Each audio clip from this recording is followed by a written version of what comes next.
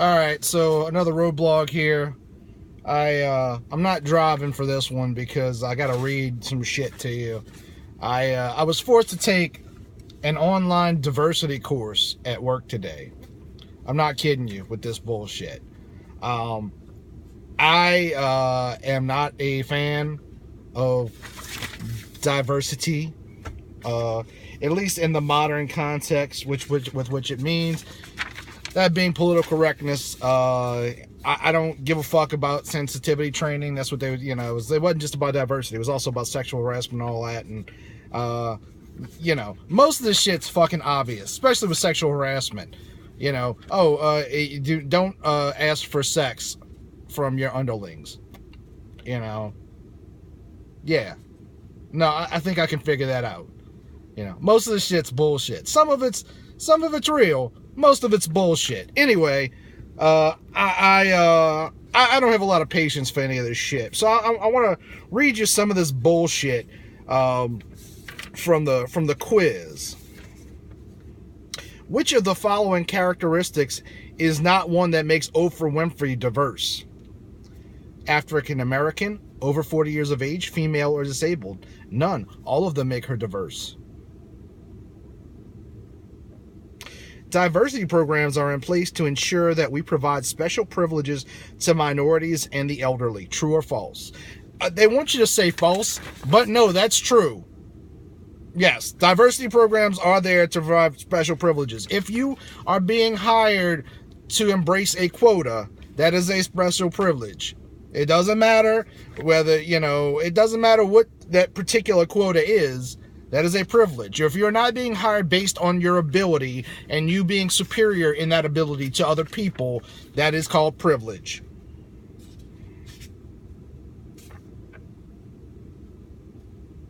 Let's see. There's questions about Nelson Mandela. What did he say? Well, I have no problem with Nelson Mandela, but they're asking you about these things that these people from history said. What Nelson Mandela faced is completely different than what's going on in American diversity shit. It's not even relevant. Some of the types of diversity to which we must remain sensitive are disability, race, ethnicity, age, and gender, sexual orientation. I don't have to remain sensitive to any of that shit. That's bullshit. If you're overly sensitive, then that's your fucking problem. Now, as I mentioned earlier with the sexual harassment, there's obvious cases where someone's being inappropriate. But it's usually obvious. And yes, it should be dealt with when it is inappropriate. But most of the time, these days, all this shit is there to make a mountain out of a molehill, make something out of nothing. Which of the following is a good opportunity for businesses which embrace diversity? The company being viewed as a good corporate citizen. That's the most important part. See, these companies don't give a fuck about diversity. What they give a fuck about is being viewed as being politically correct, and therefore you should go and you should like them. They should get more business. They should make more money. That's what they give a fuck about. When Target did the whole thing where they said, we're gonna embrace transgenderism and people can go in whatever bathroom they identify as. Well, fuck you. You don't care about transgender people. You just wanted to make a statement that made you look good. It was the same thing that happened when Trump did the, the executive order where he blocked people from certain countries coming to the country. Starbucks said, we're going to hire all kinds of refugees and stuff like that. They don't give a fuck about refugees. It was a political statement used to get the attention of people who agree with those politics. By the way, in both of those cases, kind of backfired. They lost money. This is a question that's false. Some guy named Malcolm Forbes said, diversity, the art of thinking independently together. The art of thinking independently together. What the fuck does that mean? Means nothing. It's rhetorical nonsense. Let's see. People's opinions of others have been influenced throughout their lives from all the following influences except A, peers and friends, teachers, that's B. B, pets, well, I don't know. C, whatever. Parents or media. And the influence does not come from pets. That's the answer. They're probably making it confusing there. But also untrue, by the way. If you don't know that there's a difference between cat people and dog people, you don't know shit. But what does that mean? What does it matter? What does it matter how you're influenced and who influences you? Now, granted, if that person's a bad person, sure. But just the act of different groups of people and different mediums influencing you, in and of itself, it means nothing. It's just true for everyone. It's bullshit. Which of the following is not a challenge of diversity? Improving safety informants, that's the one that's not a challenge. It has nothing to do with anything. Providing a dignified work environment. What does that mean? How does it provide a dignified work environment? Communicating effectively. Oh, I'm sorry, I missed it. One of the things that you have to do when you're creating diversity is provide a dignified work environment. You have to communicate effectively. That's not diversity. That's just life. You're going to have troubles with other people if you don't communicate effectively. That's just common sense. Embracing uncomfortable differences.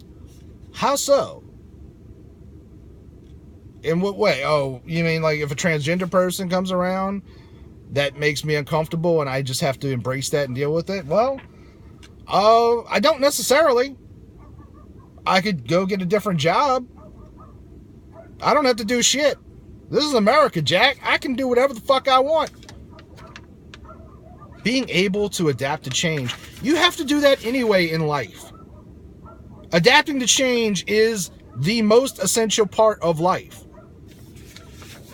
Let's see some of the other things that it mentions on here.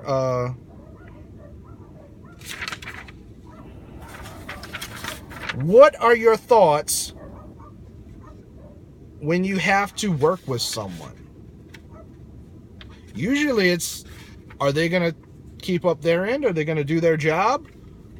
Or is it going to affect me? I actually have that at my job. I have people, well,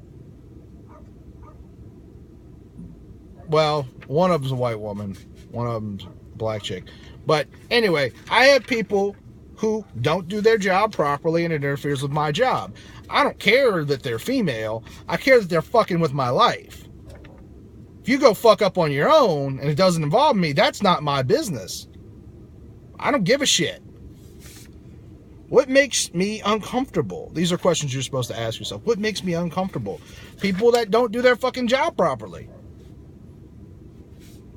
Am I willing to go outside the box? What does that mean?